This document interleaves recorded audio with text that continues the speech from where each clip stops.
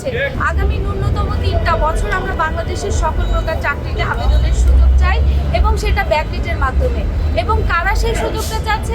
1990 থেকে 94 সালে যে সকল শিক্ষার্থীরা জন্মগ্রহণ করেছে, সরকার অন্তর্বর্তীকালীন সরকার 32 বাস্তবায়নের মাধ্যমে সেই শিক্ষার্থীদেরকে সুবিধার আওতায় আনতে পারেনি।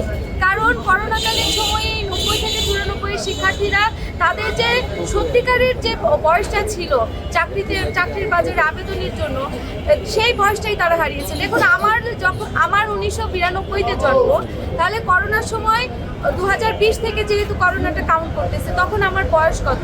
28। এবং করোনা 22-এ শেষ হলো, আমার হচ্ছে রিয়েল যে এজটা সেটাও শেষ হলো। এবং 2024-এ এসে যখন 32 বাস্তবায়ন করা হলো, তখন আমার বয়সটা কত? নিশ্চয়ই আমার বয়স তখন 32+, অর্থাৎ নভেম্বরে যখন এসে 32-এ প্রজ্ঞাপন হলো, তখন আমি 32+।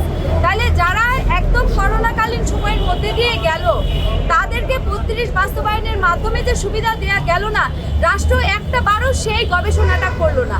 আমরা যখন গবেষণাটা করে তাদেরকে ফলাফলটা দিচ্ছি যে আপনারা 32 বাস্তবায়নের মাধ্যমে ক্ষতিগ্রস্ত শিক্ষার্থীকে সুবিধার আওতায় আনতে পারেননি, তারপরেও তারা আমাদের সাথে তালবাহানা করছে।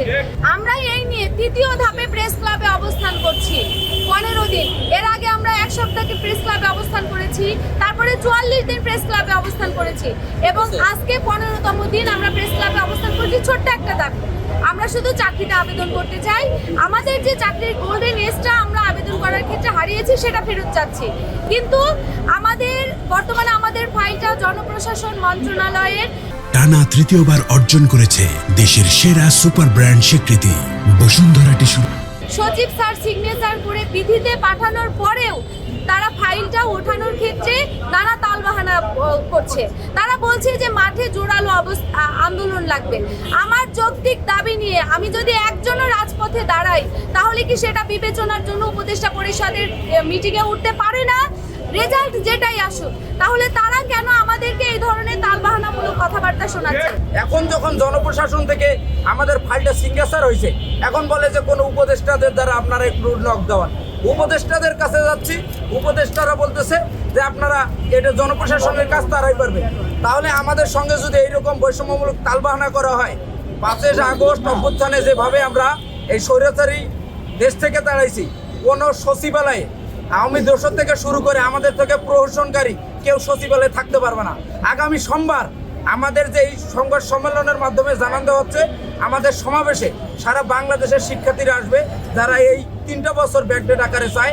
সবার একটাই দাবি, ক্যাবিনেটে আমাদের ফাইল অতি বিলম্বে উঠে আমাদেরকে বাসায় ফেরার এটা আশ্বাস একবারে দিতে হবে। কর্মসূচি আমাদের মহাসমাবেশ হবে, এটার মাধ্যমে হয়তো আমরা সচিবালয় অভিমুখে হব, নয়তো যমুনা অভিমুখে হব।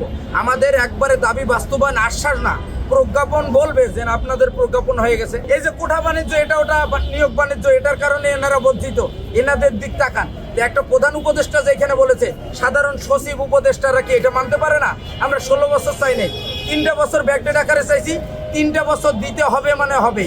আর 5 মাস যদি নাই দিত, আমরা এই 5 মাস এখানে বারবার এই নির্যাতিত হইতাম না, এইখানে পড়ে থাকতাম না।